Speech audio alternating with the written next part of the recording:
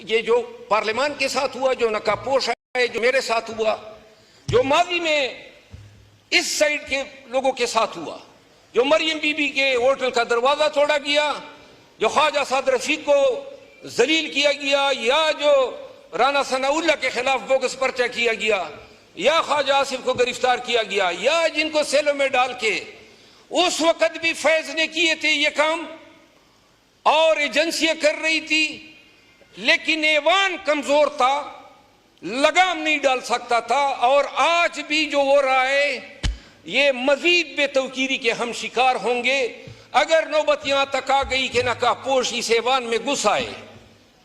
तो लिहाजा या तो इस ऐवान को ये फैसला करना चाहिए कि बेशक हमारे सियासी इख्तिलाफात अपनी जगह, लेकिन जहां ऐवान की हुर्मत पे अर्फ आएगा।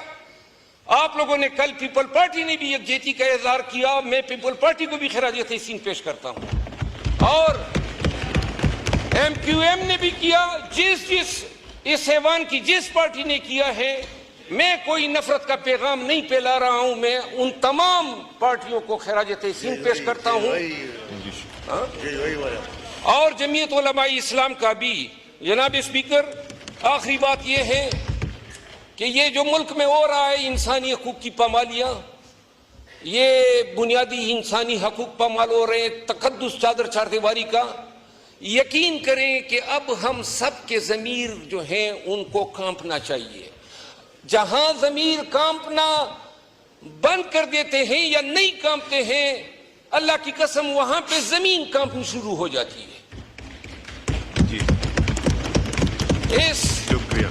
इस मुल्क को कौम पे रहम करें। मेरे हलके में लकी मरवत में पुलिस ने धरना दिया हुआ है, 4-5 अयाम से धरने का मुतालबा है कि फौज चली जाए। 8,000 फौजी हैं मेरे हलके में। 2 साल कबल आए 50 मिलिटेंट्स थे, और 2 सालों में लगभग 50 पुलिस वाले और 10-12 फौजी शहीद हुए, 4-5 मिलिटेंट भी मारे गए। इसके बाद अब गुज़िश्ता 15 दिन से हर रोज मेरे हलके में पुलिस थानेदार और सिपाहियों के घर में मिलिटेंट घुस के उनको घरों में मार रहे हैं। तो सारी पुलिस आ गई और उन्होंने कहा कि ये फौज मेहरबानी करके यहां से चली जाए। मैं ऐवान के जरिए, ये ख्वाजा आसिफ साहब तशरीफ फरमा है, मुतालबा करता हूं, मिलिटेंट से बदामनी है, 1 महीना हमें दे दें, या हम रहेंगे या मिलिटेंट रहेंगे, आप मेहरबानी करके चले जाएं।